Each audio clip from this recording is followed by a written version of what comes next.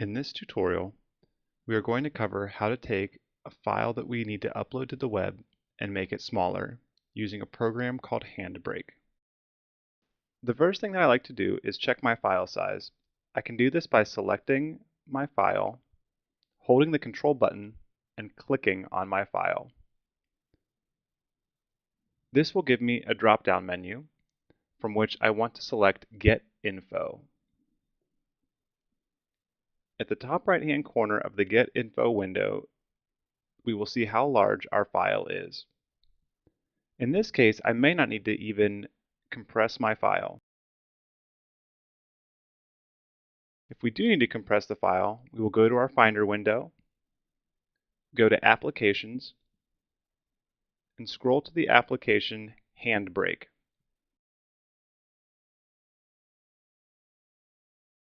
We can double-click on the icon to open HandBrake. Once HandBrake is open, we will select the file that we want to compress. I have stored my file on the desktop.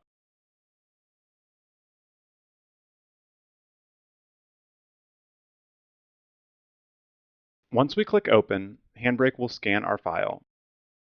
There's not too much we need to do on the very first section of HandBrake. The next section down will let us know where we want to store the file once it's done compressing. You can click on Browse, and just like we did in iMovie, use the little triangle drop-down menu to specify exactly where we want to save our file. I'm going to save my file again to the desktop just so I can locate it easily.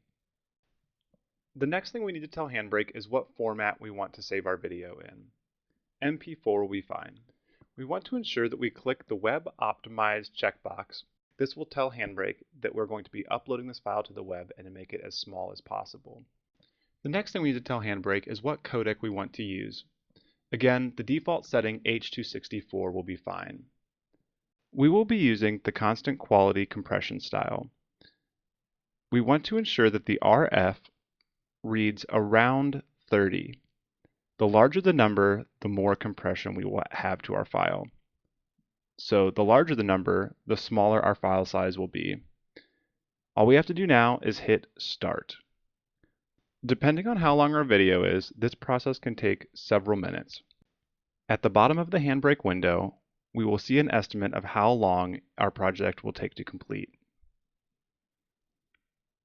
Once our HandBrake is done, we're going to want to check the file that it gave us for the size. We may need to compress again if the file is still too large to upload to the web.